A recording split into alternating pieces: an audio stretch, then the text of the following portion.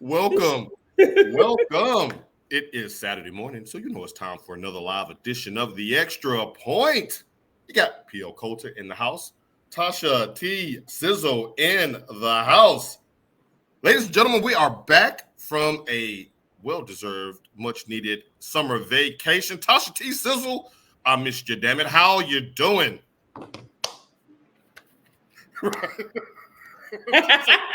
M-I-S-T-E-R, mister. What's wrong with you? We ain't even got a minute into the show, and you already acting a damn fool. I missed you, Tasha. I've been counting these days down like I had your picture up on the cell block with some bubble gum. You know, just, all right. First off, how's the weather down there? It's hot as hell. Now, I'm going to tell you guys, I'm not sweating. Well, I kind of am, but I just washed my hair. So my hair is dripping. Like, literally, it's running from my scalp down on my face and all up under my neck and between my cleavage and my décolletage. Wow, you said décolletage before 10 a.m. Central Time on a Saturday, so I know you are ready. Ladies and gentlemen, that is not bath water. That is sweat, because I'm going to have her in the hot seat for the next hour. And thank you all for joining us. I really missed y'all. Couldn't wait to talk sports. And just like it always does, as soon as we take a little break, all hell breaks loose in the world of sports. Let's start, T-Sizzle, in the city of Angels, where LeBron James and the Los Angeles Lakers have once again stolen the headlines for the NBA offseason. Now, we got a ton of stuff to unpack here. Good morning, Denise. So let's do this in chronological order. Oh, thank you. Welcome back. Oh, thank you. Right. Oh, see? Right there. I love it. That's what we are here for. So, Tasha, we're going to start in L.A. And the Lakers have been doing the most, the least. I'm not really sure, but you're going to help me talk through this as an admitted LeBron apologist, because I've got some questions, and some of my answers may actually shock the people today. Let's start with J.J. Redick. All right, he was hired as the first domino to fall out there in Los Angeles. He was hired as their new head coach, a 4-year deal, $8 million per year. Let's just get right to it, Tasha. What were your first initial thoughts when you saw that J.J. Redick would be the Lakers' new coach? My first initial thoughts was laughter. Because why? But then that kind of led me to believe that they were going to pull off some kind of sham-a-fam mockery to get Bronny. I mean, it was kind of, the writing was kind of on the wall, but I did laugh. And it was one of my guys in my fantasy football league on Twitter, or X. He had said something about that. And I said, but y'all got Sam Cassell just won an NBA championship right down the court. Right. But y'all going after J.J. Redick. Right. I'm starting to believe the whole Dan Hurley thing was a smoke screen to say that, hey, we tried to get our guy and he said no, so that we can slide JJ on in. Now, again, I'm an admitted LeBron James apologist. I do think that he's the greatest player that ever stepped foot on a basketball court, but that does not exclude him from a side eye and criticism when I think it's almost like Tasha says, hey, always bet on the king until the king embarrasses me. And some of the things that I've seen has been kind of indefensible, starting with, and Stephen A. Smith alluded to this on his First Take show maybe about a month ago, and I completely agree. It's the optics of having a sitting coach in Darvin Ham who was reportedly on the hot seat, and you're doing a podcast with J.J. Redick, and the nature of the podcast is not pop culture. It's not celebrity gossip. It's not your favorite movie. It's X's and O's. Basically telling the world, well, let's just go ahead and put you out here to show how bright of a NBA knowledge that you are, so that we can go ahead and slide you on in. Tasha T. Sizzle. Now, J.J. Redick said that LeBron James found out that he was going to be the coach 30 minutes after the signing. Is that cap or no cap? Where is my cap? I got 18 caps to wear around here, and I ain't got one right here with me. I'm all of my 18 caps, from my Michigan cap down to my New York Mets cap. It's cap. It's all cap. If you're Anthony Davis and you're in that locker room and you see this unfolding before your very eyes. Now, Anthony Davis did say that Darvin Ham looked lost in the playoff series against Denver. So I know he ain't talking. I know he ain't talking.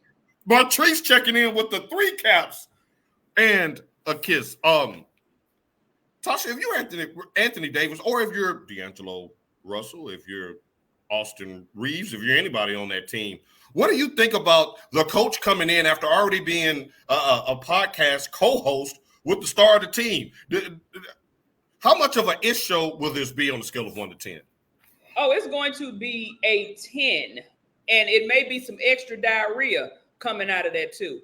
Because, again, I mean, I don't know how far you're going to go into this topic, but it's like by them getting him and by them getting Bronny, I don't think that the Lakers want to win.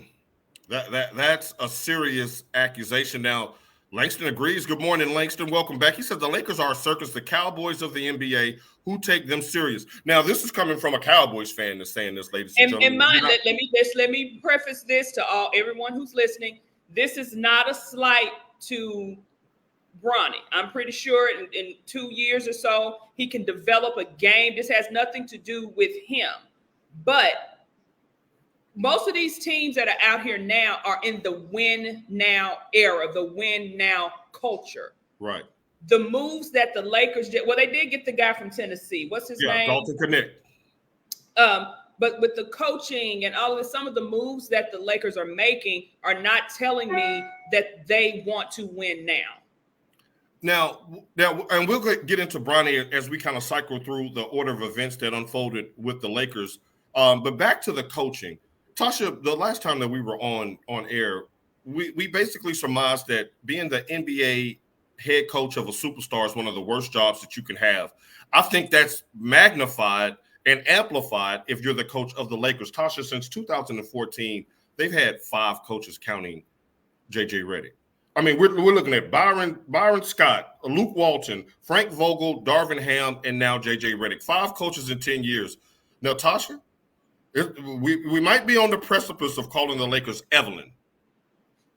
Because if everywhere you go, the coaches stink, maybe it's just you. Maybe you just stink. Kind of like what you said, it's hard coaching a superstar. You have to have, number one, it goes beyond, because you have to have the right superstar player and players. Right. Because and great point. And players. Go ahead. Pat Riley had a 1 through 5. Pat Riley technically had a 1 through 8. You could go down 8 deep on those Lakers in the 80s bench, and you had a formidable player or a superstar that can do what they needed to do. Yes. You go back to Phil Jackson when he was at the Bulls and when he was with the Lakers. You had your Michael Jordan, you had your Scottie Pippens, you had your Horace Grant, you had your Bill Cartwrights, you had all of these other people. You had then later on, you had Dennis Rodman. You had players who allowed you to just sit back and really not coach. Right. A lot of today's players, they don't know how to come together. You have the top player in the NBA right now, which is LeBron James, surrounded by pixie sticks. Because y'all know I'm not a fan of Anthony Davis. I mean, Rich Paul did what he did because that was his age, and maybe LeBron was like, hey, let's get this boy in here. Right. He done sold y'all some wolf tickets. And a lot of y'all was still standing in line for admission when it comes to AD. I was excited about now. AD did help deliver a championship in 2020. I don't want to hear no bubble stuff either. Again, not taking away the fact that they won a championship, but I don't care if my Detroit Pistons had won that championship in that bubble. I would still be like, y'all won that in the bubble. Let's get one out here in the Palace. Now, Langston said more coaches than Liz Taylor had husbands. Y'all have to Google who Liz Taylor is, because that's not even hyperbole. That's real. Good morning, AP Culture. Welcome back to you as well. And no, this ain't no bubble chip. Now, don't y'all get me digressing this early in the morning. It is. Every team was in the damn bubble. If the Milwaukee Bucks won, it would be a bubble chip. I don't care who won it.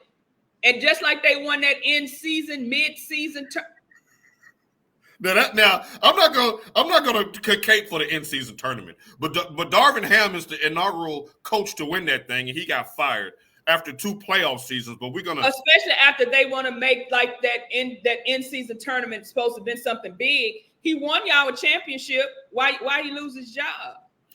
That is my next question, because JJ Redick, you had a nice cushiony job as the #1 commentary team on ESPN/ABC for the biggest nationally televised games and the finals. You were calling the NBA finals. You were a regular on all of the morning, afternoon, and evening ESPN sports shows. You had a podcast that was doing numbers. You had a nice cushiony job. I'm sure you had money from your playing days. He made millions and millions of dollars. Now you take a Lakers job to where we just highlighted that they've had 5 coaches in the last 10 years. That's a 2-year average. Tasha, let's set the over and under at 2.5 years. Are you taking the over or under on JJ's tenure in LA?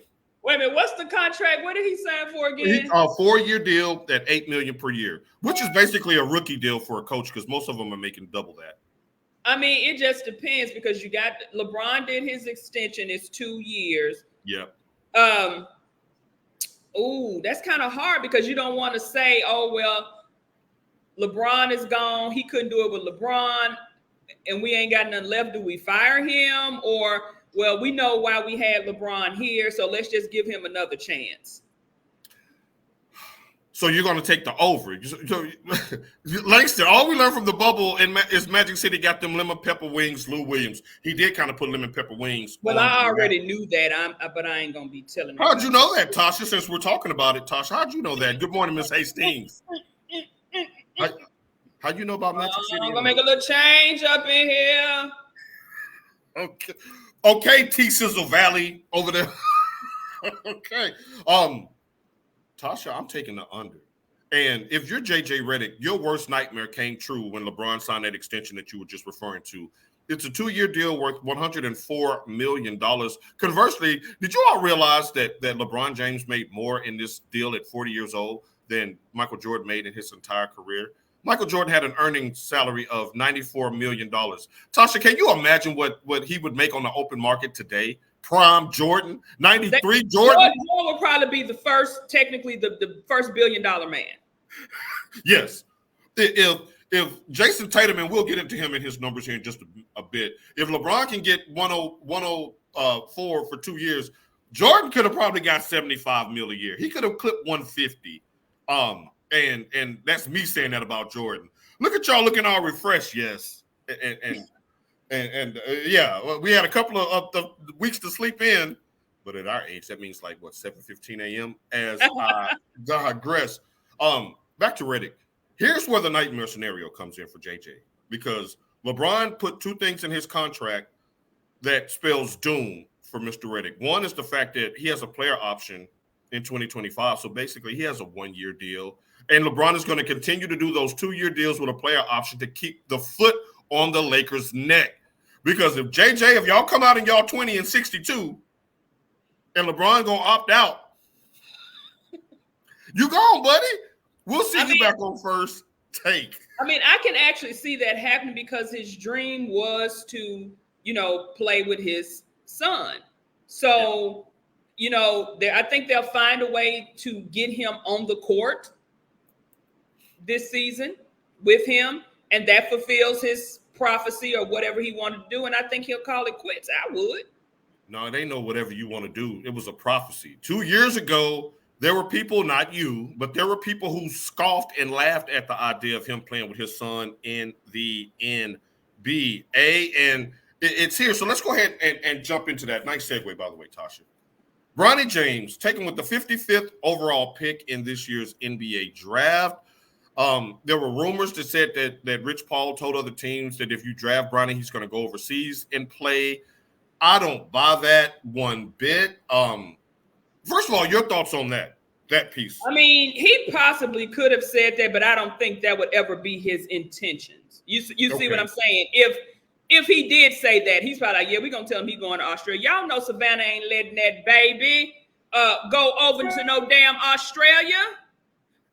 Savannah ain't having that. Savannah ain't having that. Now, for y'all who don't know, Denise is the offspring and twin of one Tasha T. Sizzle. So they I'm sure they have good conversations about old street clothes because she thinks Bronny will play more than AD.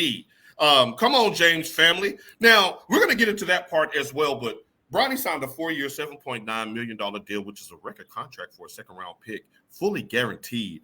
Now, I didn't have a problem with Bronny James being selected by the Lakers because it was the 55th pick. Now, if they took him at 17 instead of Dalton Connect, then I would have had a raised eyebrow like the Lakers really ain't trying to win. But taking it the 55th pick, I mean, somebody name me a 55th overall pick from the last. I mean, we don't. Somebody did. I forgot to save it because I didn't. I mean, I don't know why I didn't think we would discuss this today. I saw someone who had a list of 55th picks, and I didn't even save it. Well, I think the most notable one was Manu Ginobili, who went 56 to the Spurs. Okay. A couple of decades ago. And look what he turned out to. But again, right. Manu could already play. I'm just saying. But again, everyone went off on the nepotism thing and we know that. I'm okay with the nepotism because for years, others have benefited from nepotism. Mm-hmm.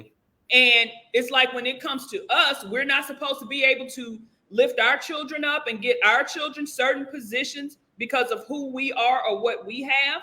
Now, I will digress on that point because nepotism kept a lot of things from my daughter when she was at high school.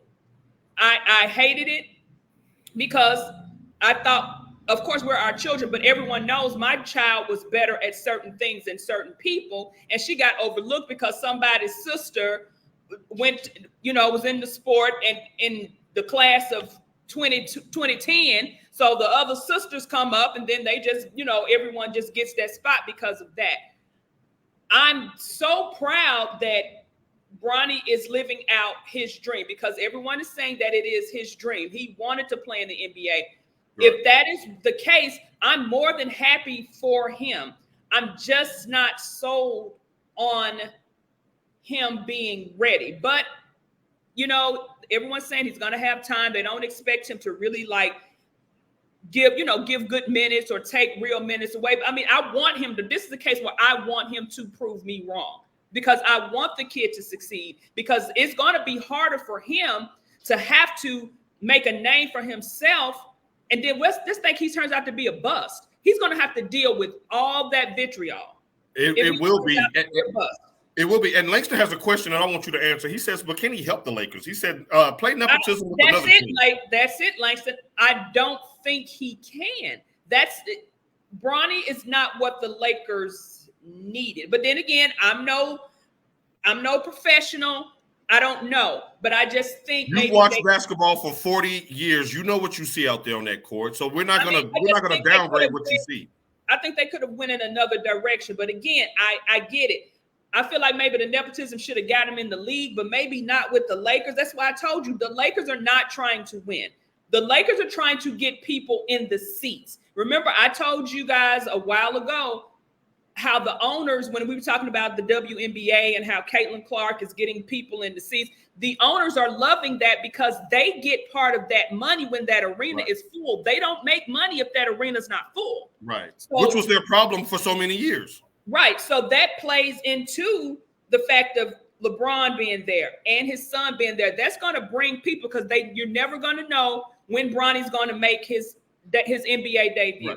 Right. And we all know that's going to happen at Staples Center. Or what is it? What is it called? Crypto, whatever it's called. At the Crypto. Now, Stephanie says she thinks Bronny will surprise us and grow, learn on the job like others. And I'm going to get to the rest of the comments here in just a second, but I want to circle back to something that you said, Tasha, because you made a great point that I didn't consider initially.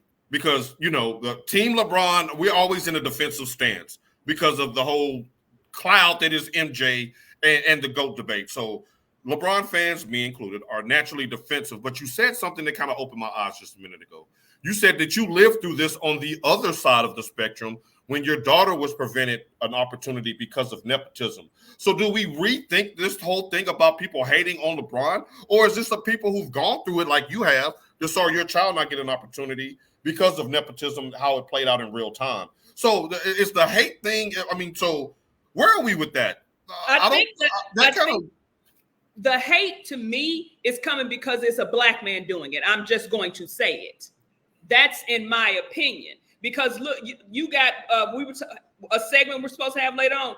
You look at Rick and John Barry. You look at a lot of these, when it comes to NBA. Luke Walton. Now, Luke and what's his son that coached? Bill and Luke Walton. Mm-hmm. Luke was good at Arizona. Was he a really good NBA player? Was he a really good coach? But he played for the Lakers, and so did Byron Scott. He was the truth at Arizona. R.I.P. to Bill Walton. I'm just gonna get that out. Yes, R.I.P. to Bill Walton. Yes. But when it happens, look at y'all's old leader who benefited to get to where he was from nepotism, loans from his father. It happens in white collar America. It happens all the time when nepotism gets people in jobs that they may or may not deserve. Right. But why is it now a big issue? Because LeBron got Bronny a job. Because I'm telling you, who even knows Jeannie Buss knows what she's doing with the Lakers? Whose father was the owner of the Lakers? She's owning the team because of nepotism. Exactly. So how do you even know she knows what she's doing? But I'm gonna tell you now, if I was in charge of a company or something, of course I'm gonna pull my child up. Now, but if she over there, she ain't doing what she's supposed to be doing, we're gonna have to have some conversations. Carter Paul culture. But again, I'm okay with the fact that LeBron is in the position to create nepotism for his son. That is what I'm proud of. Right. And I think that race aside, I think that all of us, if we have a chance to put our generations behind us in a better position, because Carter Paul culture, if I can get you any door open, I don't care who gets locked out as a result of it. I'm looking out for CP. Whoever else is collateral damage, and that's just kind of the world that we live in. Steph says, some of the hate is simply, how dare you pulling us on us? Now, exactly. There is some of that as well, but there's a lot of us that hate that move as well. If you're watching social media, this isn't just a white people not liking what LeBron did. LeBron is hated universally. Good morning, Mr. Harris. But I think most of the ones who hate are the ones who are not LeBron fans. Right. And I think that more than race with LeBron James, it's the MJ versus LeBron, and LeBron just – people have LeBron fatigue after 20 years. That's a lot. That's LeBron fatigue is real. Now, Denise makes a point. If Magic's son was into basketball, she said into basketball. I like what you did there, Denise. He'd be a Laker too. EJ be fabulous, honey, and EJ is about 6'4". So yes, he would have been Chris Webber Jr. What up, Michigan? Mike checking in from McKinney. Thanks for joining in. Now, hold on. Let me back up to Mike real quick, because Mike sent me a meme yesterday in preparation for this show that I thought Tasha would absolutely love. I'm going to send it to you after the show. But it said expectations, and it had Lakers pictures of Kyrie, Klay, DeMar DeRozan, Blind Bartimaeus, Mephibosheth, it was Moses, it was all, and it said reality, and there was a picture of JJ Redick and Bronny. The ultimate troll job, but that was a good job by you, Mike, and I think Tasha agrees with you on that. I did have the expectation that the Lakers was going to run up some commas, and they absolutely did not. Now, all right, we're about to catch up with the Goon Squad. Look, man, I don't give a damn about nepotism as a Laker fan. I hate LeBron on the Lakers, let alone Bronny. One chip. Wow. See, this goes, and this is a brother saying this. This goes beyond race with LeBron. The people who are Laker fans, especially like people. Hi, Mel. I told Morgan that we were on, but I knew you guys were busy. The Reds are in Nashville, guys. The Reds are in Nashville. Stephanie says y'all deep in the city too. Go ahead, Tasha. Go ahead.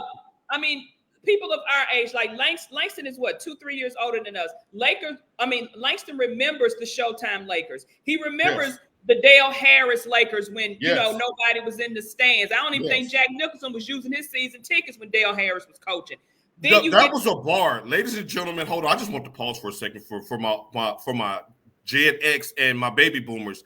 That was a bar because that was the first sign of them spiraling down since the Showtime Lakers. Good job by you. Please continue. And then, you get the revival with Kobe, and that's the problem. Laker fans are not going to ever erase Kobe Bean Bryant, Never. which means LeBron will never be elevated. Never. So you're always going to have Laker fans who have some sort of vitriol or an opinion that is not lined up with LeBron James' game, with the way he plays, how hard he plays, how good he is because of Kobe. And I understand that. Because even when the newfound Detroit Pistons came along, they had a starting five that we could all name, but I'm still leaning back to the Bad Boys Pistons. Right. That 04 team will never be the Bad Boy Pistons. Never. Right. Even though, you had Chauncey Billups, Tayshaun Prince, Ben Wallace, Rasheed Wallace, and my favorite, Rip Hamilton. That was that starting five. Right. But they're still not my Bad Boy Pistons. And Corliss Williamson will give you that work off the bench, but go ahead. Exactly. Well, we got our championship with them, but what it is with the Lakers and the tragic way in which Kobe lost his life. Right. Tupac-esque. Right. That's what a lot of the vitriol is coming from as well, because you cannot, you're never going to be able to erase Kobe Bryant. Right. Now, Mike chimes in with a very good point, and coming from a dad of three with two boys that are entering high school, basically. He says his problem is LeBron James is coming off as a helicopter dad, forcing this on his son. To that, you say what, Tasha? I agree with Mike, except for everything that we're hearing and we don't know. This is what Bronny wanted. Remember, he even said, I think someone asked him, and he was like, naming his son after him was a bad thing. And Bronny was the one that started calling himself Bronny. Right. So for all intents and purposes, for all we know, this is what Bronny wants. So you can't necessarily say helicopter dad in that, but I get what Mike is saying, especially if this is not what he wanted. It's like right. You don't do this because this is what I want to do. I want to play with my son. So this is what you gonna do. Because if we go back and parse words back when he made that infamous statement 18 months ago, he didn't say Bronny said that he wanted to play with me. He said I want to play with Bronny. So in that sense, that there's a lot of pressure on you, Bronny, to not buck your dad, who's $1 billion corporation, and your mom is the first lady of sports right now. And your whole family. Flawless first lady. Come on, Savannah. On a side note, y'all, put the kids away for a second. She's so damn fine. Savannah, you're getting better with age. And no Botox, no lip injections, no nothing. You're looking good, Savannah. Damn. I'm following your podcast just to see the blonde weave. I love it. I love it. And she be wearing her bonnet, even though her but I think there is something. I think there is something to the helicopter dad. I think if you put that into the ethos, what is Bronny supposed to say? And you're a high school All-American. Now, Michael Harris jumps in. We got the mics on board. He says, I'm an MJ fan. I don't hate LeBron. That's not true. Yes, you do. He says, he's just not my GOAT, but he is a great player. So answer this question. If LeBron wasn't on the Lakers, would they have drafted him? Oh, no. I don't even have to read the rest, Michael. That's a no. No. That's a no. If LeBron was in Cleveland, Bronny would be a Cavalier. If LeBron was in Miami, he'd be a Heater. I cannot dispute that because that's 1,000% correct. Whether you like LeBron or not, that's just the facts. He says Lakers, what they have drafted him with no people, just saying there are better players that were not drafted. There was a player on his own team, Boogie Ellis, that averaged was 16 points a game that didn't get drafted at all. Now, Langston says, Pop Warner dad. So he agrees with Mike. He's like, hey, he's the Pop Warner dad that says, no, you're going to play quarterback because I play quarterback, and you're going to like it. I saw this in my own family to where a phenomenal basketball player was being helicopter parented by their dad, and it killed their zest for it. So when they got a scholarship to college, they used that to get into college and never look back. So I've seen that play out in real time, that it killed their love for the game. Yes, Stephanie, Stephanie chimes in with, he may just be pushing his son to get out there. People saying he's not ready, so maybe he wanted to say, I got you, son. I'll get you ready before I retire. I mean, yeah.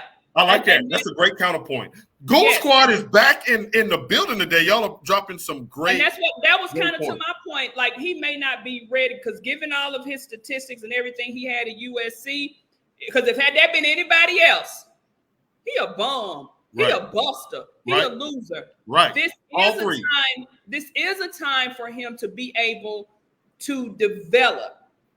Have him go through the G League. Let him play, be in the G League. Let him hone in on his skills. First of all, make sure his health is where it needs to be with his heart and all of that. You both said that at the same time. Yep. And then, if they deem him ready again, I'm no coach, I'm no general manager, I'm no trainer, I'm no none of that. If they think the boy is ready just to get out there to sell some tickets, to be on the same court with his dad. Because that's what this is about. This isn't about overcoming Denver or Minnesota or Dallas. But the funny thing is, will he actually be on the court or was he sit on the bench? Because you got Brian Scalabrine, the main one, dancing at the championship, and I don't even think he got off the bench. Right. He did it twice. Right. And to Stephanie's point, to put a bow on what she said, if I'm a general manager of one of the other 29 teams in the NBA, ain't no way in hell Bronny dropping dead on my court after I done ran him 30 minutes and played him 30 minutes in a game. LeBron, you hold that L. You go talk to Savannah about that if Bronny has another issue. I'm not going to be the one that has to answer for that, and you certainly are not having your heart stop and drop dead on my court. Langston, get ready somewhere else. He would have developed better with Boston with that backcourt. Your opinion, all of y'all opinions are valid. And we appreciate those. But Tasha, you brought up USC. I wrote down here just as a note, so thank you for pointing me back to the script. I think USC was the worst thing to happen to Bronny. If Bronny would have came out of high school and said, I'm just going to sit out a year and train with my dad and then enter the league once I'm old enough, it would have been much better for him. He was a McDonald's a high school All-American, hit 5 threes in the McDonald's All-American showcase game. So I think he had some momentum going into college, but then the whole USC thing just totally derailed him. Or had he gone to another college, had he gone to another university, do you think it would have made a difference? Maybe, but I'm going to go back to what we just said about if the health scare was going to be the health scare, I'm not playing you no minutes as a college coach with your mom and daddy sitting out there in the stands and the whole world said, I killed Bronny. Like, this ain't South Park. We ain't killing Kenny on my watch. So not Kenny, man. Not Kenny, man. They're going to have him in the G League. Y'all don't got to worry about that. That is correct. I don't think so. You don't think so? I mean, he's going to go to the G League, but I guarantee you he's going to get that call up faster than any other player in the history of G Leaguedom. Now we calling him LeVar James now. Okay, so what in the reading rainbow? Melanie says, is this stage going to be too much for Bronny physically, emotionally, and mentally? Now this goes back to what Tasha said about if he flames out, this will be 10 times worse than not getting drafted. Yeah. It is, because he's gonna have to deal with that. What do they say, bro? Cut the comments off. Close your comment section. He's gonna have to deal with that, and it's unfair to him because you really think about it. We really have not heard much from Bronny, other than when he did say he wanted to play in the league. So, good morning, Reverend Woodard. It would be really unfair, if he got it, but it comes with the territory of who your father is, who your agent is, who all his associates are. But again, at the end of the day, I want him to do good. I want him to do good because I'm proud, because a lot of us have never been in this situation where we could do this for our children. And I'm here for it. I mean, as far as that, I'm here for it. No, so that takes me back to what Melanie's statement is. If LeBron James is the poster child for black nepotism, as far as this ish better work, like remember when Jalen Rose said when the first time when they put all 5 freshmen in for the Fab Five against Notre Dame, and they looked around at each other and said, "Oh, this ish better work." Because if not, this is a wrap, and it worked for them. Back to Melanie's point, emotionally and mentally, he's like, "Why do I have to be the poster child for nepotism? Why can't I just go play in Utah or go play for the Magic? And that's it. I sent you that meme. Dwayne Wade couldn't do that for his son. Right. Now, there are now if you looked at the under 18 Team USA team, there are several players there's several kids of former players. The Boozer twins, Carmelo's son, what's this guy's name that flinched at Kobe and didn't move? He's on the up all the smoke. The light skin dude with the wavy head. His twins, they're all pretty good players. The one that beat up the coach. Yes, Derek Fisher. Yes. Yeah. Matt Barnes is his name. Matt Barnes. He says, I think he prepared for this all his life. I do agree, and I think that he will be fine. That's up to his parents to get his perspective together. Get here out in 110%. And if he hates it or is not good, to take your money and go do what you love. I agree. It was kind of like Deion Sanders Jr. He was like the first offspring of Deion, and he wasn't the most athletic. He's not better than Shiloh or. I mean, he was fast, but didn't he get hurt like when he was at SMU? Yeah. So and he was able to parlay that into being the number one social media guru for Deion. And so to Stephanie's point, he was able to transition out of the sports spotlight and find his own niche and his own thing. He does an excellent job with the Colorado Buffaloes social media account. Yes, I do actually watch a few of those, and it's pretty good. Yeah, he's really good, and I'm really proud of how he's handled that. Wow. I didn't know we were going to get caught into that, but some great comments, some great questions. We'll see. Summer League starts next week, y'all. So by the time we come on next Saturday, we will have some tape on Bronny in the Summer League. And y'all do notice down there in Vegas, it's Bronny's face that's splattered everywhere. Yeah. And I was telling Tasha a couple of weeks ago, good luck getting in there for tickets because Bryce and is it Zuri? Zuri. Baby, don't you forget little Miss Zuri's name, honey. And Savannah, they're going to have a 360 photo booth. They're going to have a grill out there. They're going to be selling plates. When you said that 360 photo booth, I thought I was going to die. And that's enough money for a 20-year-old. Hell, he was a millionaire from college with the NIL money coming in. So he's good. Plus, when your daddy's a billionaire and your mama get half of that, whether she stays or walks, I think you'll be okay financially if you're the James gang. All right. Good stuff. We'll see how that goes with the Lakers. Now, there were some other notable moves around the NBA that didn't involve LeBron, Bronny, or the Lakers. Let's start with the reigning champion Boston Celtics. They re-signed Jason Tatum to a record deal, 5 years, $314 million, the biggest contract in championship history. Now, here's my question, because we know that he's not the best player in the league. I'm not going to insult your intelligence, Tasha, or anybody else's. So let's get to this point. By locking in Tatum and White, they now have their starting five from the championship run locked up for the next 2 years. Will this be the first team to repeat since KD's Warriors? Yes or no, Tasha T. Sizzle? No. So the streak of one and dones continues in the NBA. I mean, they're now you picked Boston to win the finals. Why are you off their train now? Because of one parquet brother, Klay Thompson, signing with the Dallas Mavericks. Mike, turn up your radio. Turn up your radio, Michigan Mike. So let's go. Okay, let's just get right to that. Now, wait a minute. Now, AP to put a ball on it says, I really want Bronny to succeed, but he needs to take it slow trying to fill LeBron's shoes health first. Now, this is coming from a mother. She's like, hold on. I'm sure that's what Savannah is saying, too. You ain't finna run my child hot out here, Bronny. You take your time. Oh, yeah, she's definitely saying that. They got that kitchen talk. Bronny, you take your time. I'll talk to your daddy. But you go out there and you just do your best and take it slow. I'm already proud of you, Bronny. You know, mamas know how to stroke that. Because at the end of the day, Savannah is from Akron, and she'll run out on that court. You saw her keep LeBron James off that damn stage out there at the pop-out show. Because you know he wanted to go whop, whop, whop, whop. Yeah. He was into it. And that was live. That was live. Shouts out to Kendrick Lamar. Yes, I did crap on him a couple of weeks ago, but I think he's an incredible artist. And that new video is banger. Now, Kenny says he don't believe in Boston because they have the easiest run to the finals. No Jimmy Butler, no Knicks. I said that to you too. I said that. That's not my issue. I just think the Mavericks were missing something. And I told you, if Klay goes out there and Klays, ain't nobody beating them. Nobody's beating them.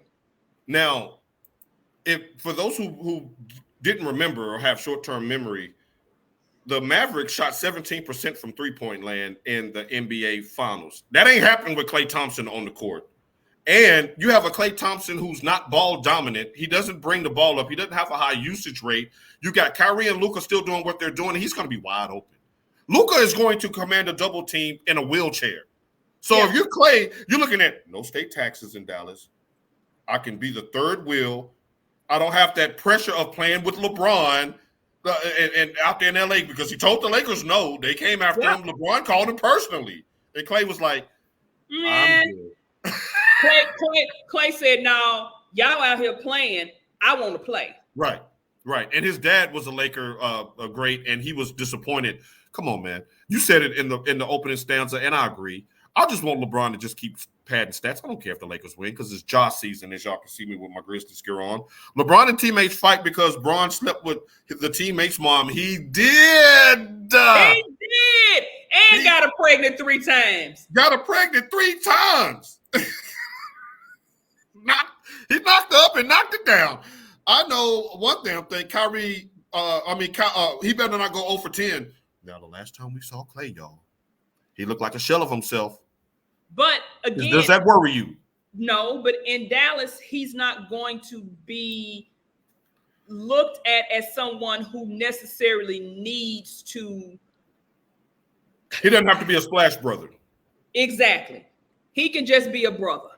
Because he's not going to hit you with a lucky 3. He's going to hit you with 3 because that's what he does. Ask Ray Allen, as he got into the twilight years of his career, if that shot faded. Ray Allen didn't need to dunk on you. Ray Allen could shoot that 3 and always had a job. Boston, Miami, always. Broke Reggie Miller's record with Reggie Miller calling the game. That's a ball. Tasha, welcome back. That wasn't scripted. Tasha is pulling the stuff out of her hat. How's your hair holding up? You drying up the scalp doing on your I think it's drying a little bit. It's not. I had a little bit of drippage, just a little bit. But so, it's Tasha, okay. Explain this to my mama. Mama, they're referencing the fact that he's playing with his son now, which makes his son's mother someone who he's had sex with and had 3 children, which would be Bronny, Bryce, and little Zuri. No, the reason why I said this, Mama, because I did the same thing, and I said, I don't believe that, Tasha, for one bit. Tasha was like, bro, he's talking about Savannah. I was like, oh, yeah, that was good. So, look, Mama, she got me with that, too, okay? She got me with that, too. I was like, LeBron James would never dip his Kool-Aid in another canister. He bet not, because I'm telling you now, baby, I would plan to get these earrings off and get some Vaseline. Savannah, I will help you fight. Do you hear me? I would help you too, but Savannah, if you need if they're Cougars, I guess I could be a Grizzly. If you need a Grizzly bell to bounce back, we'll stay off the shade room. I ain't gonna tell nobody. Earlier, I'll be your part-time. Right there. That's from a Gen X's. I'll be your part-time. Now back to basketball.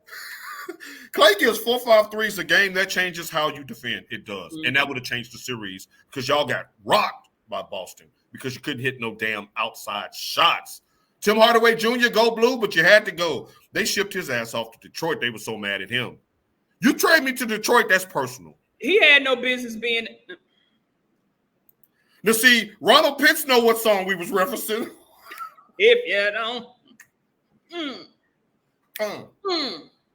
H-Town will make you got to roll and lock it. Roll and lock it. Make sure you got your pants down around your ankles when you're doing it, too, for people. With some Jodeci boots.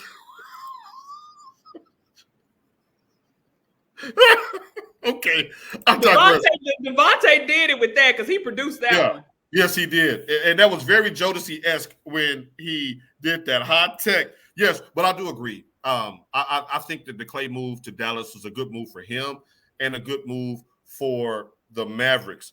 Did Golden State fumble this with Klay? Who was I listening to? And they were like, out of all the ones you get rid of the one who doesn't cause any problems. Right. The one who shows up, but you kept old "Don't You Believe It." And they didn't say "Don't You Believe It." That's what I said. They kept old "Don't You Believe It" when he's the one that's fighting teammates. He's out there. Right. And got a 4-year, $100 million deal. Go ahead. Right. And and you paid him. And when Klay was even a banged up Klay, in my opinion, was more productive as far as scoring. But I guess, like I say, everybody needs that enforcer. So maybe that's why "Don't You Believe It" got to stay. Just like how people saying you need a Pat Beverly. You hate those type of players when they're not on your team. Kenny, man, I agree with you 1,000%. They fumbled this. You paid Jordan Poole before you paid Klay. You paid Andrew Wiggins after that championship, and then you got rid of Jordan Poole because he didn't know how to defend himself or he didn't know how to fight back. Let me go back to that. Go ahead. Go off. Let me tell you something. All that damn hardwood in that practice gym would have been ripped up out that floor had he popped me in my face. Them bleachers would talking about furniture moving. No, I would have slung his ass. No, I would have caught his ass slipping, and I would have went upside his head in that locker room. They could have dedicated a 24-hour news channel to that fight because we would still be fighting. Like, we would still be fighting because you I would like catch a flight from DC to California. Right. Every time your plane land, right. Cue up the camera. I'm gonna kick you in your damn face. And then get my ass back on the plane. Right. To DC. I'll be like a see you in Chicago. And Jordan Poole, you made us look bad, man. Your daddy out here having a cake for you, man. You made us look bad. Yeah. The Michigan players have been down bad in basketball right now. They Tim Hardaway Jr.'s daddy going off, and I'm like, bro, they sent him to Detroit because they was done. First of all, Tim Hardaway Sr., had your son stayed in college with the rest of them after that 2013 team, maybe he would have been in a better position. Right. Glenn Robinson Jr., Trey Burke. Right. And Nick Stauskas, they had a squad. The white boy that was smoking the weed that got drafted by Oklahoma. Oh, yeah. I can't remember his name, but yeah, he messed up too. But that squad, they would have won it all if they came back. Everybody wanted to go pro. Yeah. If he was too big, I would have. Right. We're gonna continue to fight. Straight Alabama slammer. Yeah. Throw your hat up. It been white chairs, folding chairs. Right. No, it would have been like Buffalo. I would have had that net wrapped around his man. Look, it wouldn't have been nothing that would have kept me off of him had he popped on me like that. Here's the elephant in the room when it comes to Klay and Golden State. Nothing happens through Golden State without Steph Curry signing off on it. Klay Thompson's people said that they proposed 2 years, $40 million, $20 million a year, and Golden State said, "Hold on, let's let free agency play out before we circle back to that." So I can imagine how disrespected he felt when, like you said, Draymond, who's been an eyesore since he kicked LeBron in Game 4 of the 2016 Finals and got suspended for Game 5. He's been a nut job ever since then, getting suspended. They didn't make the playoffs last year because he missed 21 games for choking Rudy Gobert on the court. A literal headlock, like on Baby Boy. Arvidas' son's chest and talking about, he was trying to break. Man, let me tell you something. I would be out of the league because I would. If you talking about a lead pipe in the conservatory like Clue, I'd have got my Colonel Mustard on so fast, my Miss Scarlet on so fast. Let's go real quick. I'm serious, man. And that's the thing. People keep doing this because people are allowing this to happen. Somebody need to fire off on him. Because you know who they ain't buck. Y'all can talk about him all y'all won't. Talk about his head nappy, talking about this and that. They don't buck up to KD like that. Because they know KD about that. Right. And Draymond was the one that turned around and was begging him to stay at the end of the day when he left. Because you know what? Because he know KD is somebody he can't talk bad to or put his hands on. Right. KD was like, I'm going to leave and take these chips with me. How about that? Close. Now, Paul George was another big move. He left the West Coast and he's gone over to Philly. Iro says that you're not calling this a boss move for the 76ers. Am I correct? Do I need to? Did you call him Phyllis George? I might have. Y'all, I'm not falling for the Paul George in the tailpipe ever again. No, you had me gassed that he was going to do it in OKC. Then you had me gassed that he was going to do it with the Clippers. Now you got me. You're not going to gas me that he's doing it with the Sixers. Although I do think that's a formidable big three. Go ahead. No, because what did I tell you guys? He either has to be a 1 or a 3. He cannot be a 2. I said that when they were in the bubble, when he was throwing the ball off the side of the damn backboard. I said that. So he's not going to be the number 1 because that's Joel's team.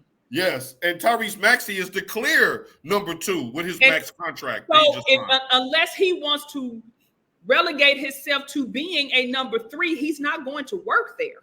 But he's not a spot-up shooter. He has to have the ball in his hand to create. Meaning he needs to be a number 1, and he's not going to be a number 1.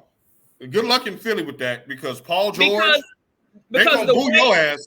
Because Embiid's health history, and now he's revealed that he has Bell's palsy. Right.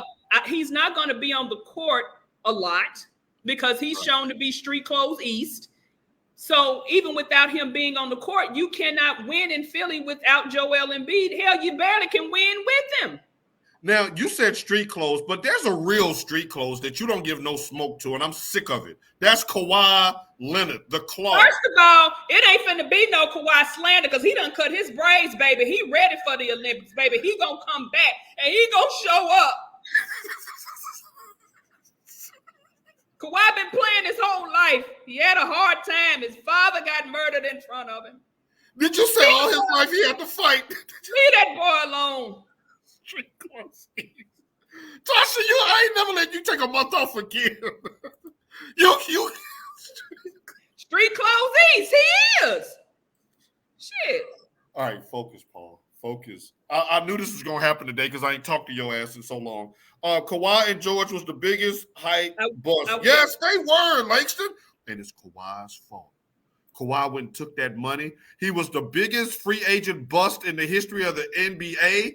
Remember how he held the whole league hostage to some of 2019 after what he did in Toronto?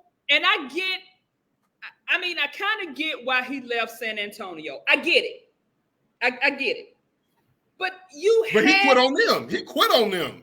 You had well, he didn't necessarily quit. If you go back and really go back and hear what Pop had to say, Kawhi very rarely talks, but San Antonio was pretty much trying to railroad the guy, and none of us really want to be railroaded. I get that. But not only the whole city of Toronto, not the whole province of Ontario, you had the entire country of Canada in the palm of your hand. Right. You was dark-skinned Drake before OVO. Like they would have given you anything you wanted. Uncle Larry or whatever his name is would have had his own plane. To Vince Carter when he came there, he didn't even give him a championship. Now they got mad at Vince because he left, but y'all was treating Vince kind of bad. So I get why Vince left. I get it. He just wanted to graduate from college. That's all. Right. He wanted to, and then it wasn't his fault they lost that damn game. He balled out in that game. Much like y'all still ain't retiring that man's jersey, but the Nets are gonna retire his jersey. Come on, it wouldn't be no basketball in Canada if it wasn't for Vince Carter, and we just got to get that out there. That's an embarrassment. But Kawhi, you are a Clipper. You embody everything that the Clippers have stood for since I've been watching basketball. You took the money and run that. Steve Ballmer, we're gonna see him do. Is he gonna be like this all year now? I mean, but it's like I understand that people want to get back home, but come on, dude, he left his home in LA to go back east. This is your job, right? This is your job. Where the money at? Like, come on now. But I mean, Kawhi doesn't have a social media. You don't really see him out doing a lot of you don't ever hear him in the news. You know, he's quiet. He got I think they got married, his wife, and you don't hear anything from Kawhi.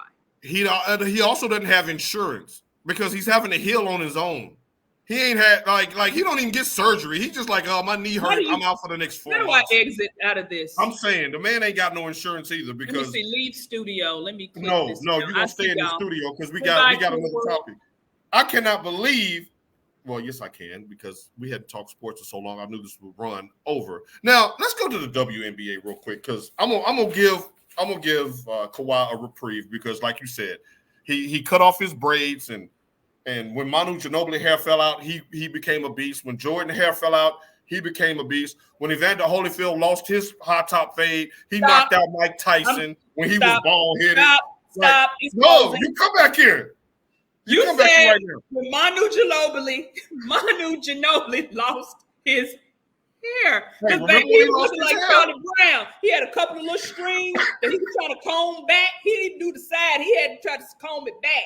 When an athlete lose their dome piece, they get with it. That when LeBron started chewing up right here, he started winning MVPs. How is it Pat Riley is still able to have all his locks and with his comb back?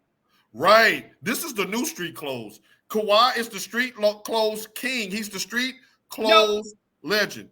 And look, and when Jimmy Butler pressed his hair, right, Jimmy? When he was out there looking like, hey, right, looking like Andre 3000 and hey, y'all, but that conch don't eat it up. When that conch eat it up, he gonna win a chip. No, like, when that Miami humidity that they experiencing now have that hair reverting back to its natural state. Right. I thought you was about to say nappy. I was about to log your ass out. Now, Kitty says, remember the New Balance commercial? Right. Maybe rest in hell. Yeah, remember the New Balance commercial? Now, we should have known that was a red flag. That was New Balance, to be perfectly honest. That was First of all, we're not gonna come for New Balance, because Coco Gauff over there in England doing her thing in her New Balance, and so is Sydney McLaughlin. I can't remember Maroni, whatever her name is now, married. She doing her thing in the New Balance. You spitting bars. Good job by you. Now, WNBA. Let's talk about the two most polarizing players in the WNBA, because they are having historical rookie seasons, and I'm talking about Caitlin Clark and Angel Reese. They are literally making history, and that's not hyperbole, ladies and gentlemen. I mean that literally. Caitlin Clark is the first rookie. Well, she's already broken the rookie assist record, and we're just halfway through the season. She's third in assists. She's 15, 5, and 5, something that's never been done by a rookie before in the history of the WNBA. Conversely, you have Angel Reese, who has extended her double-double streak to 12 games now, which is a single-season WNBA record. She's now tied for the all-time streak, regardless of season, with Candace Parker at 12. If she gets one more this weekend, I think she plays tomorrow night, then she holds the record all to herself. Although Candace Parker did it from the end of 2009 to the beginning of 2010. She had a record night last night, 27 and 10, hit her first 2 3-pointers of the season in a huge road win for the Chicago Sky. T-Sizzle. Now, we've talked about this from the Women's College Final Four to the draft to the start of the season to now. Are we at a place now where we finally can retire the lazy race-baiting narratives surrounding these two women? Is that in our rearview mirror now? We can focus on the court. Not for some. It's always going to be there, because no matter how much, and this goes both ways, because I know some Black people who really don't care too much about white people, and vice versa. Right. That's never going to be a dying issue. That's unfortunate. Finish your thought. People like you and I, and a few maybe of our listeners who have watched women's basketball. I watched the WNBA when it first came, because remember, right, Houston was running that thing back to back to back to back. Right, the Comets. Yeah, may they rest in peace. Like, you had Cheryl Swoops, you had Tina Thompson, you had Cynthia Cooper. All of those ladies. Cynthia Cooper's in the Hall of Fame now. Yes. And was she the latest? Tina Thompson in the Hall of Fame yet? She should be. If she's not, that's criminal. That's that goes back to them USC days when they was hooping at USC. But like, we watched it from that point. We have always watched women's basketball. I know I have. Right. And most of the Goon Squad as well. Go ahead. And then it did kind of lose its luster, because I did myself kind of stop watching it. I kind of got back into rooting for anybody outside of Tennessee because I just love Pat Summitt. When Sasha was in college and Mississippi State went to that Final Four, so that was here in Dallas. Right. That kind of got me really, really back into it, and I kind of started waffling back and forth between the WNBA.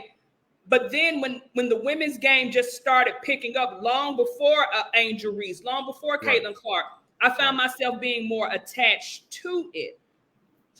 If you're new to this, you're just going to root for your person. Right. Like how you always say, oh, you just like KD. Yeah. The Detroit Pistons are my team, but wherever KD goes, that's who I'm rooting for. Right. Now, so Langston has a great point. Right. He says, my concern is for them getting paid. So you have people who may not be fans of the game, but may be Caitlin Clark fans. So they're going to watch just because of her. You may have, and the numbers support that. The numbers support that. Then you have black people who like, no, we're going to make sure that the young sister gets her due. So they're going to watch because of her, even though you had black and white players playing for years. Right. And we say this all the time here on the Extra Point, and it's bearing its fruit right here before our very eyes with these two. If you are polarizing, and everybody we've talked about today fits this category, LeBron, Bronny, Caitlin, Angel, if you can make America pick sides, you're going to be box office. Yep. And through no fault of their own, the only thing they've done is competed against each other, being Caitlin Clark and Angel Reese. Just by competing against each other, America's choosing sides, so the numbers are going to skyrocket. Now, the one thing that I'm very excited about for both of these players are the fact that they're both all-stars this year, and they get to play on the same team. Do you think the Hatfields and the McCoys can sit down and root for those two together on July the 20th when the All-Star game goes down in the Oh no, because God forbid if Angel Reese doesn't pass the ball to Caitlin Clark, or if the other girls on the team don't pass the ball to Caitlin Clark, if Caitlin Clark doesn't get enough time in the game, white America, or that, I'm not going to say white America, that segment of fans for Caitlin Clark are going to have a fit. Now, I do a lot of social media digging in the comments, and we're going to get to that right here in just a second, Melanie. There's a lot of brothers out there to be hating on that cake for Caitlin Clark as well. Yeah, that don't like Angel Reese. So, right. And I think it's both sides. I think there's people who naturally just don't like Caitlin Clark because she's a white woman. I mean, that's just the reality of the country we live in. And I think it was unfortunate timing for Clark and Reese to come out of the draft in an election year, because that's always hypersensitive in an election year when it comes to race relations and politics. The thing is, too, it's like, remember who was it? I was like, oh my God, it was something I was talking about somebody on Twitter. With Frederick, the gymnast at Michigan, University of Michigan, who finished number 1 in the Olympic trials for gymnastics, and how people were calling him arrogant. Our arrogance can be seen as to them, what's arrogant is confidence to us. So it goes back to when Angel Reese was doing this with the ring and all of that. Now, was it on a bit of the arrogant side? Yes. But why shouldn't she be out there promoting herself and her team? That's when it all started, because when it came time for them again for the rematch, it was like everybody in America was rooting against LSU when you got Kim Mulkey, who we know which way she leans politically. No, they wasn't even rooting for their own girl.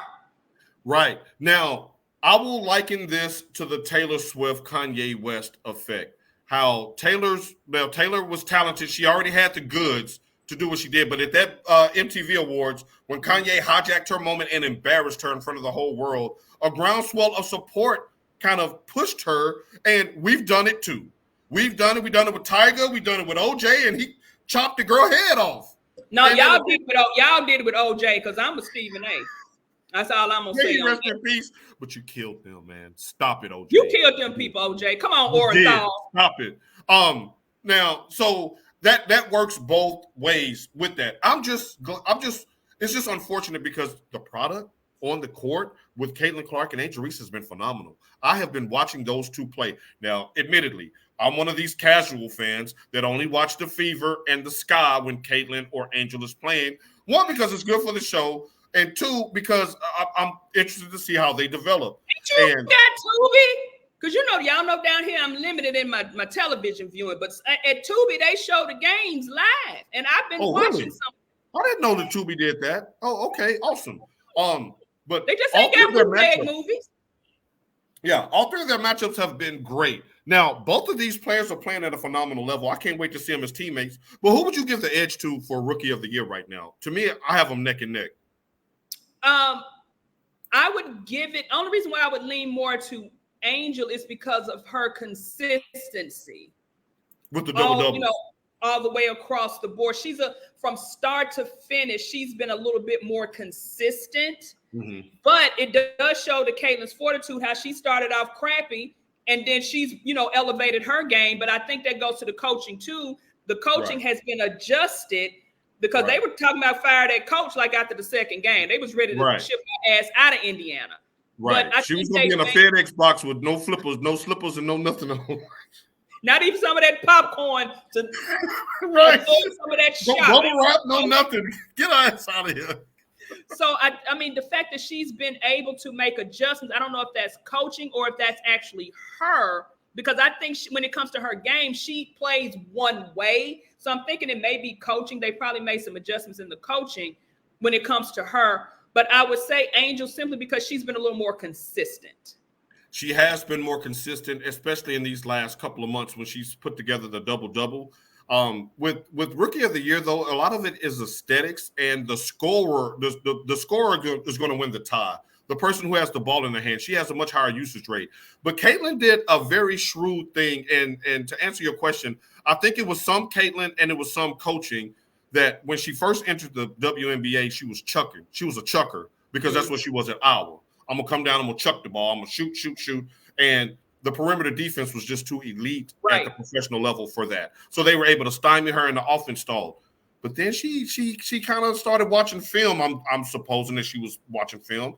Now she's more of the Magic Johnson type. She's more of a facilitator. Her court vision is unreal for her to be a rookie. The way her and Aaliyah Boston, last year's #1 overall pick, are starting to build chemistry, that pick and roll with those two have been lethal. Aaliyah Boston is now starting to look like a credible #1 overall pick. Because I was like, oh my God, they can't do this to my girl. Like, come on, Aaliyah. That's, again, is it coaching or is it them saying? Now, I think the coach was like, okay, Caitlin, you can't just come down and shoot 30-footers because they're picking you up 94 feet. Let's run some action. Trust your teammates. And now we're seeing the kid Mitchell, who she's hitting threes, and you're seeing some of the other women start to gain confidence, and they're much better. They walked down Diana Taurasi from 15 down last Sunday. That was a great game. And Caitlin was dishing that rock. I mean, you even had Diana out there trying to give up props. Now, we remember when I love Diana Taurasi. Right. Keep that energy, power bun. You're not going to come for her. She got that energy, power bun. She got the slickest, smoothest hand in WNBA. Come on, Diana. And Caitlin and Angel do have a shared trait that they are tough as nails. They are mentally tough, physically tough. They've adjusted to the physicality of the WNBA. They've taken the lumps early. They took their shots to the head and knocked down. And now they're giving them girls that work. I cannot wait to see them play on the same team. Now, T-Sizzle, y'all know it's time for Tasha's Top 5. T-Sizzle's Top 5. And since we've been talking about sports, families, and nepotisms and legacies and all of that type of stuff, let's stick with that theme today. So I'm curious to get your top 5 sports families. Any sport, any era, Tasha, the floor is yours. Okay, there are so many. There are. And the way I did this, you know how I have people that I just say they're just above and beyond. We're not going to mention them anymore. I think I know your top 2, but I'm curious to hear it. Yeah, Serena and Venus. Yes, that's my one. They're here. Check. So if we ever have this conversation again, Serena and Venus are the top. Right. I don't care what y'all say. Can that be your equivalent of not having to say Michael Jordan is one of the greatest players of all time? Exactly. Just like when y'all keep talking about wide receivers, I'm going to always go Jerry Rice. Right. I don't give a damn what Randy Moss did. And I love watching Randy Moss. Jerry Rice is just like Walter Payton. How I say we retire Walter Payton. YouTube those two players if you were old enough to remember them playing, and there would be no debate. Go ahead, Tasha. And I'm also going to put the Mannings on this list. Yes, those are my top 2. Not because they were just the greatest, because Eli kind of lucked up. Poor Archie was good, but he was down there in New Orleans when they was wearing the damn paper bags over their head. The Browns. Well, he got a Heisman. I'm pretty sure if the plastic was out in them days, you would have had a lot of dead people in that damn Superdome because they would have suffocated themselves because it ain't no way to breathe in that plastic. And we, Peyton, he won his championships, but they was propping Peyton up, especially in that one he won in Denver, because I don't even think he could look left or right in that Super Bowl, that season. But anyway, I actually made my list. And y'all, for you guys who don't know, I do watch hockey. I am a hockey fan. I wanted the Oilers to win because Canada has not had a team from Canada win the Stanley Cup since 1993. So and Drake just lost, so Canada's down bad. You know what? I had the holes on there. You got Brett, Bobby, and Marvin Hall, but the Fighting Von Erich. No, they were my honorable mention because that's sports entertainment. But go ahead, Tasha. I didn't want to put the holes on there because if y'all know Bobby Hall, he was an abusive ass person. But you can't take away for what he did, and I'm okay. But wait a minute, Tasha. Steve McNair was killed by his mistress. He's still my favorite football player of all time. Go ahead. But Steve didn't do the killing. But if he would have been at home and just been a man about it in your 90s R&B voice, go ahead.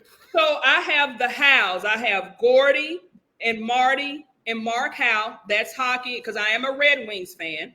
Yes. You can also throw their mother on there. A lot of people don't know the wife, Colleen. She was like a premier sports agent back in the day. So I got the Howes on there. Good job by you. Next, I have George, Kenneth Griffey Sr. and Jr. And then you can also maybe stretch that out to his son, Trey, who he did play football at Arizona. He actually got... I think the Mariners actually drafted him in like the 24th round as a symbolism type thing because, his dad wore 24. But, we didn't really get to watch Ken Griffey Sr. play a lot. And by the time Junior got on there and was playing, he was really kind of but it's still there. And that goes on to Bobby and Barry Bonds as well. Never saw. Left the Bonds off. Good job. Never saw Bobby Bonds play. My list may be over 5. But we all saw Barry before steroids.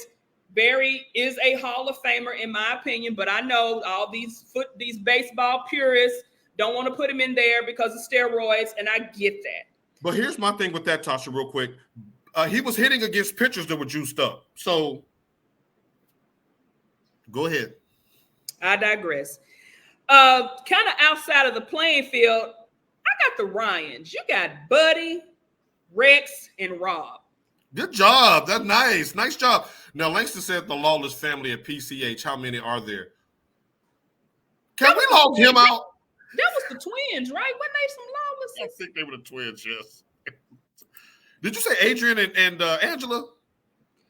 You know what? Get off my move. Okay, go ahead. Next, I have in IndyCar, I have the Andretti family. You got Mary Andretti and Michael. And then the brother Jeff. He wasn't as successful, but he still kind of did. And then Michael's son, Marco. Well, I didn't put them on there because you just got Dion for right now. Sanders family, because Shador is going number 1 overall. They ain't did nothing outside of Colorado yet. And what happened last year? And Shiloh hurt. We may not see Shiloh to November too. Okay. Anyway, Shiloh going top 10.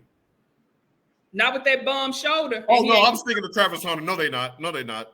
Mike is coming in with the McCaffrey family. Good job by you. Go ahead, Tasha. Then I have the Longs. You got Howie and you got Chris Long. You got them and Nia too. You know what? And I also have, it's too many of them to name. All them damn, if your last name is Matthews and you played in the NFL, you on this list. Bruce was the OG legend for the Tennessee Titans. You got Klay and all of them. Senior Klay, it's everybody in their family played in the damn NFL and they on this list. Now, I also had somebody on here, but the son kind of didn't. I had them Winslows. Kellen Senior, second, but not Circle Jerk. Circle Jerk don't make the list. Yeah, but I didn't want to put them on there simply because y'all just need to Google Kellen Winslow the second, and then y'all see what we're talking about. But yeah, what did Mike have up there? He has the Bosa family, the Watts, the Kelsey brothers who are on my list, Travis and Jason Kelsey. Hey, Stacey has the Earnhardt family. Nice. NASCAR reference. Yes, and I even have I have Richard and Kyle Petty. Okay, the Petties. Now, Carlos Coronado checking in from the DFW said none of those people are third string on the trash team. No, will you stop it? Now, not like us. Video just dropped. Now, quick walk across the kitchen, Carlos. You know your West Side stood up. Your West Side stood up for that one, Carlos. Your West Side. And by the way, Carlos, are you happy about Bronny or no? You're a Lakers fan. He's a real Lakers fan. Yeah, he says live and direct from Lakerland, baby. Yep. In the house. Go ahead, Tasha. You got another one? That's pretty. I had to make a list because it was so many. I was thinking about the right. It was a lot that popped into my head, and then I was like, "Oh yeah, the Sharps brothers were on my list. Good job, Langston. Yes. See, I forgot about Sterling and Shannon. Now, Stacey, I know. Stacey, you're listening. Out there. Has Sterling Sharp not been injured? I don't think that Jerry Rice would have. I mean, he would always be my GOAT. But that's Sterling, Shannon. I mean, that's Sterling, Jerry, and Michael Irvin. Yes. They were Sterling all was here. better than Michael Irvin. And you know I'm a big triplets guy. He was better than Michael Irvin. They were all here at one point. All here. Yes, you're right. Now, Stacey and Mike. Stacey, I want you to troll Mike for this one because I can't believe he left off the Hardballs. With now that they winning all these championships. They got 3 now. John and the daddy. The daddy is a high school legend. Here I am putting the Ryans on there and then put my Hardballs on there. You and Mike, y'all owe me 50 push-ups for leaving the Hardballs off. I also have Reggie and Cheryl Miller. I forgot about them. Yes, Reggie. See, this is a good conversation because you gave me some that I didn't think about, and I didn't think about the Watts because I'm sorry, those Watt brothers are something serious. Langston, another one, the Shanahans. Hey, the Shanahans. Except for that Super Bowl that my coach lost, the Falcons, by not all he had to do was call a run. He wasn't the head coach, though. I know, but still. Right. Hey, but he got them Niners back on the precipice. Like, but that pass from. No, but they're the favorites to win the NFC again. Let's just face it. Like, nobody has done enough to surpass them. I don't know. The Lions is looking awfully strong. Right. And they did. But the thing is, you got to knock a champion out. They didn't knock. They tried to go to the scorecard against the 49ers, and the 49ers said, hold my damn gloves. No, they said, hold this bag of gold here. Okay, Leon and Larry with no teeth. Which one got knocked out by Mike? It was Michael, wasn't it? Which one didn't have the teeth? It was Michael Spinks that got knocked out by Michael. Okay, it was Michael, Larry, and Leon, right? Right, and Tito and no, Leon. Yeah, who the hell is Larry Spinks? I done gave him a brother. Right, now you done brought in the cousin from the other marriage. Shouts out to Marcus Stone. Speaking of sports families, his daughters are going to be Olympians. Yeah, we need to put the Stones on there. No, man, come on, man. They better than honorable mention Stone, but we're going to put the Stones on there when his daughters win the Olympic Games in 2028 out here in La La. I had the Mannings, Marcus, but I kind of retired them a little bit because 4 championships between the brothers, 2 Hall of Famers, and a daddy who won the Heisman. They are in the Mount Rushmore. And the daddy who controlled pretty much everything when it came to his son's careers. Right. He was the first LeVar. And he showed that all he needed to do was walk out like this.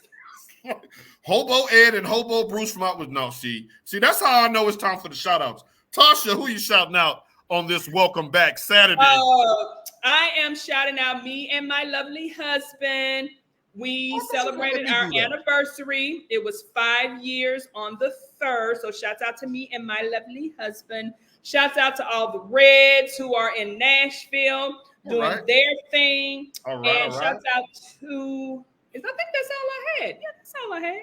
All right. Well, I wanted to give a shout out to you and husband Sizzle for y'all's anniversary, and glad that y'all could be off to enjoy that. I want to give a happy birthday shout out to Michigan Mike, my brother from another mother. He will be 21 tomorrow. He'll be old enough to drink. Happy birthday, my brother. So y'all going to the casino, you say? Now, you know we about to get out here and do something. Now, Miss Hastings, while you're up here, happy belated birthday, Mama Hastings. Now, you just turned 21 as well. First drink on you? All right, first drink on Did you. your daughter make you some concoctions? Because you know she good at it. No, don't know because your daughter ruined one of my New Year's, handed me some she done cooked up in the kitchen. My chest was burning to Labor Day. So she's right. Steve's Yes. Mama, thank you. Tasha, go ahead and do the honors on that one. Y'all, wait a minute. Let me pull up my photos. Please let me help me find these photos. Hurry Y'all, up and find them. Tiana's daughter celebrated her quinceañera. Now, Lily's birthday is actually in August, but they went ahead. Leo's in the house. But they, you know what? But they actually went ahead and celebrated her quinceañera early. Look at our Aaliyah. Oh, and her nice. quinceañera. Looks like a China doll. She looks so beautiful. So yes, shouts out to one Aaliyah Fernandez. That's Steve's little girl. You rolled that all like H-Town. We're going to leave y'all with a body roll and a snap. Mike, get your body roll ready. It's your birthday weekend. You know I'm about to hop in this shower and be ready to get into some stuff. Stacy, do we get a pass for the weekend? Can we get to the casino? Come on, Mike. Happy birthday, Mike. Happy birthday, Mike. Millie walk for Mike real quick, y'all. Millie walk for Mike one time. Don't rub that for your girl, Mike. Make it brown, though. Make it brown. Right. That's a perfect way to end the show. Go Blue. Tasha, how do you say it? Vamos Azul. And we out. See you next week. That's my nephew coming on his motorcycle. Oh, okay, right. So just in time, as we post a happy birthday, Mike's coming in from the Goon Squad. We'll see y'all next week. Guess what, y'all? We're talking football. From here on out. We'll see y'all. Thank y'all. Love y'all. Peace.